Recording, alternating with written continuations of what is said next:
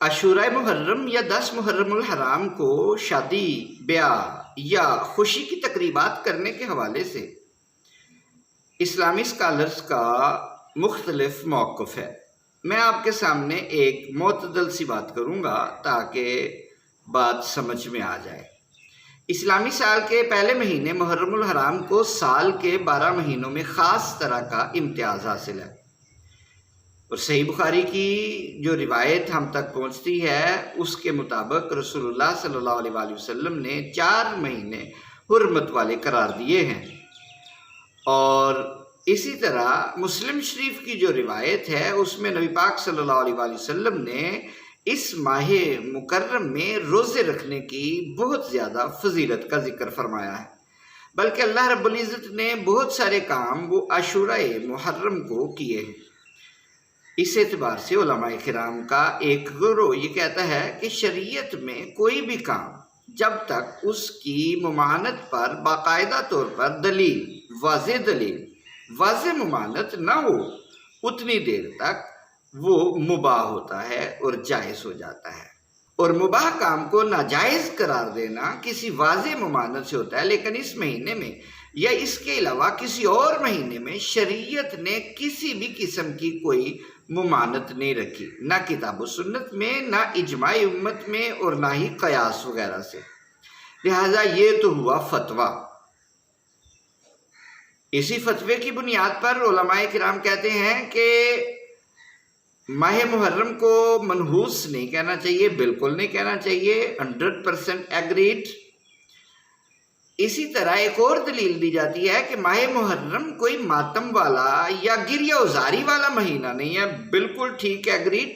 رسول اللہ صلی اللہ علیہ وسلم کے دور میں بہت سارے صحابہ کرام کی شادیاں وہ ماہ محرم میں ہوئی ہیں، اس اعتبار سے ایگریڈ کہ صحابہ کرام کا اس پر عمل رہا ہے، رسول اللہ صلی اللہ علیہ وسلم کا اس پر عمل رہا ہے، ایگریڈ۔ لیکن تھوڑی سی بات کو سمجھنے کی کوشش کیجئے۔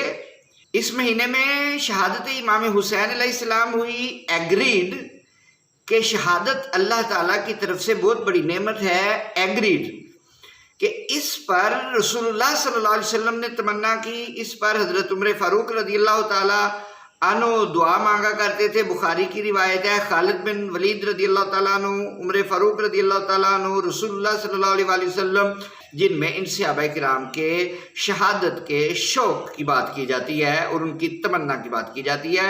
اور شہادت کے معاملے میں یہ تو چونکہ شہید زندہ ہوتا ہے، اس لیے ہمیں اس پر گریہ ازاری اور ماتم نہیں کرنا چاہیے، بالکل ٹھیک۔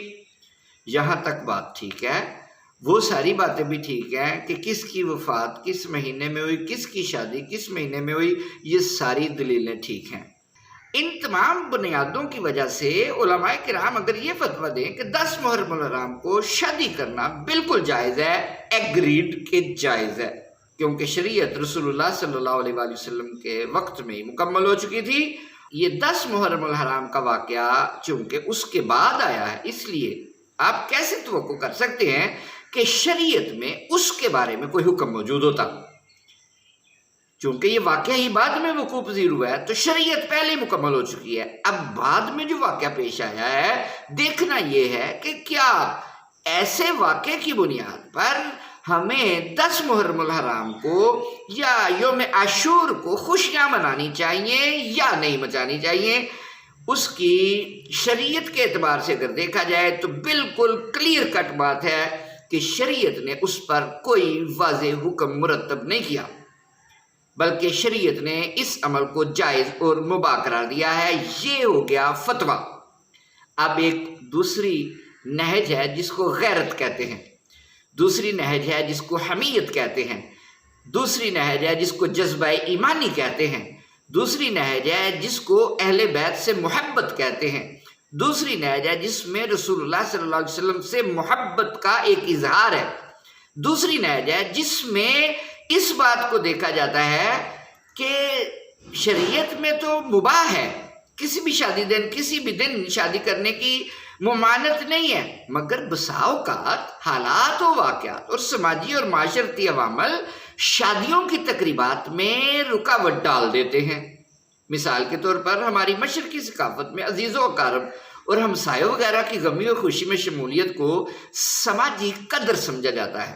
فار ایگزامپل، اللہ نہ کرے وہ جو 10 محرم الحرام کو خوشی منانا چاہتے ہیں، اسی دن اگر کسی کی بیٹی کے ساتھ کوئی زیادتی ہو جاتی ہے تو وہ اپنی چھوٹی بیٹی کا اسی دن نکاح کرتے ہیں، کیا ان کے لیے سال بعد 2 سال بعد اسی دن نکاح کرنا ممکن ہوگا؟ کیا اسی دن خوشی منانا ممکن ہوگا؟ اگرچہ سوگ یا اظہار افسوس یا اظہار تعزیت اس کا وقت تو گزر چکا ہے، تو کیا اسی دن آپ وہ کام کرنے کے لیے تیار ہو جاتے ہیں؟ جب غیرت ایمانی کا تقاضا یہ ہے کہ جس چیز سے، جس دن، جس یوم، جس وقت رسول اللہ صلی اللہ علیہ وسلم ایک تکلیف سے گزرے ہوں، ایک اذیت سے گزرے ہوں، ایک ایسی کیفیت سے گزرے ہوں جو کیفیت وہ شہادت کی بنیاد پر نہیں، وہ ظلم کی بنیاد پر ہو۔ یہ تھوڑی سی کیٹیگوریکلی اس کو ڈفرنٹ انداز میں سمجھیے۔ شہادت کی بنیاد پہ وہ غم نہیں ہے، وہ شہادت کی بنیاد پہ غم نہیں ہے، وہ غم کس بنیاد پہ ہے؟ وہ غم ہے اس تکلیف کی بنیاد پر، وہ غم ہے اس ظلم کی بنیاد پر کہ امت نے امت کے نبی کے نواسے کو ظلم اور بربریت کے ساتھ شہید کر دیا۔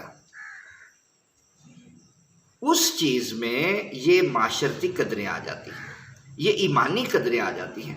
اگر محلے میں کسی ہمسائے کے ہاں یا دوسرے شہر میں موجود کسی عزیز کے ہاں کوئی المناک حادثہ پیش آ جائے تو ہم اپنے گھر میں ہونے والی خوشی کی تقریب منسوخ کر دیتے ہیں یا نہایت سادگی کے ساتھ انجام دیتے ہیں۔ سوال یہ ہے کہ ان حالات میں اپنے گھر کے اندر خوشی منانے سے ہمیں شریعت نے کیا روکا ہے؟ یقیناً شریعت نے نہیں روکا۔ یہ ہمسائے یا عزیز سے قلبی تعلق کے اظہار اس کے غم میں شامل ہونے کے لیے کیا جاتا ہے۔ اگر کسی سماجی بندھن کی بنیاد پر ہمسائے یا عزیز کے ایام غم میں خوشیاں نہیں منائی جا سکتی تو امام الانبیاء صلی اللہ علیہ وآلہ وسلم کے نواسے سیدہ خاتون جنت کے لخت جگر اور حیدر کرار کے جگر گوشہ سید الشہداء امام الشہداء امام حسین علیہ السلام آپ کے خانوادے کی دردناک شہادت صرف نہیں، دردناک شہادت کے ایام میں خوشیوں اور شادیانوں کا اہتمام کیوں کر کیا جا سکتا ہے؟ ایک ہے شہادت اور ایک ہے یہ المناک شہادت۔ امام حسین علیہ السلام اور آپ کے رفقا کی شہادت یہ کوئی معمولی واقعہ نہیں ہے۔ اسلام کا دامن شہادت کے پھولوں سے لبریز ہے، مگر کلمہ گو ظالم شیطانوں کے ہاتھوں، بتائیں کس کی شہادت؟ آپ کہیں گے سیدنا حمزہ کی شہادت ہوئی، رسول اللہ صلی اللہ علیہ وسلم مغموم ہوئے، تو مغموم ہوئے تو ہمیں اس دن کو بھی کوئی کام نہیں کرنا چاہیے۔ غزوہ بدر میں لوگ مارے گئے، اس دن بھی نہیں کرنا چاہیے۔ احد میں شہید ہوئے، رسول اللہ صلی اللہ علیہ وسلم اس دن بھی روئے، اس دن بھی نہیں کرنا چاہیے۔ مگر یہاں فرق کیا ہے؟ فرق یہ ہے کہ وہ لوگ جنہوں نے یہ ظلم کیا تھا وہ کلمہ گو نہیں تھے، مگر یہاں کلمہ گو ظالم شیطانوں کے ہاتھوں جس ظالمانہ انداز میں گلشن مصطفیٰ صلی اللہ علیہ وسلم کے پھول مسلے گئے، اس کی نظیر نہیں ملتی۔ یہ اس قدر دردناک شہادت ہے کہ نبی اکرم صلی اللہ علیہ وسلم نے نہ صرف اس کے وقوع پذیر ہونے کی خبر دی بلکہ چشمان مقدس سے آنسو بہا کر غم حسین علیہ السلام میں رونا اپنی سنت بنا دیا۔ ام المومنین حضرت ام سلمہ رضی اللہ تعالیٰ عنہ سے مروی ہے کہ آقا علیہ السلام کے چشمان مقدس سے آنسو روا تھے، تو انہوں نے پوچھا یا رسول اللہ صلی اللہ علیہ وسلم آج کیا بات ہے، چشمان مقدس سے آنسو روا ہے؟ فرمایا کہ مجھے ابھی جبرائیل نے خبر دی ہے، اور کیا دی ہے؟ ان امتک ستقتل ھذا بارض یقال لھا کربلا، آپ کی امت کہلانے والے آپ صلی اللہ علیہ وسلم کے اس بیٹے حسین کو اس سرزمین پر قتل کر دیں گے جس کو کربلا کہا جاتا ہے۔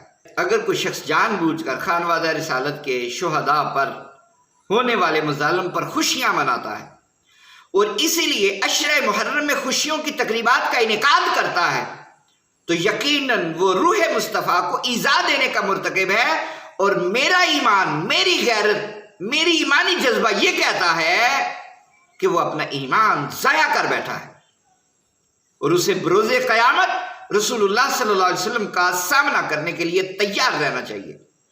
امت میں ایسے بدبخت گروہ بھی گزر چکے ہیں جو شہادت امام علی مقام کی مناسبت سے عاشورہ کے روز باقاعدہ خوشیوں اور عید کا احترام کرتے۔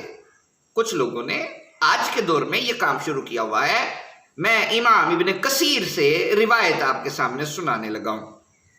امام ابن کثیر رقم تراز ہیں، شام کے ناصبین نے سانحہ کربلا کے بعد یوم عاشورہ کو اس طرح منانا شروع کیا کہ یہ لوگ یوم عاشورہ کو کھانے پکاتے، غسل کرتے، خوشبو لگاتے، قیمتی لباس پہنتے اور اس دن کو بطور عید کے مناتے۔ اس میں وہ طرح طرح کے کھانے پکاتے اور خوشی و مسرت کا اظہار کرتے۔ انہوں نے حضرت امام حسین علیہ السلام کے قتل کی تعویل یہ کی کہ وہ مسلمانوں کے اتحاد کو پارا پارا کرنے کے لیے نکلے تھے اور جس شخص کی بیعت پر لوگوں نے اتفاق کیا تھا اسے معزول کرنے آئے تھے، معاذ اللہ۔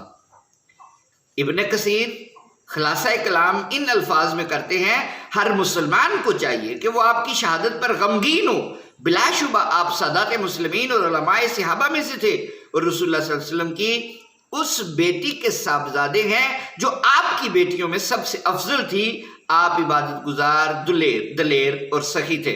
آپ عبادت گزار، دلیر اور سخی تھے۔ ابن کثیر کی البدایہ والنہایہ اس کو آپ مطالعہ کیجئے۔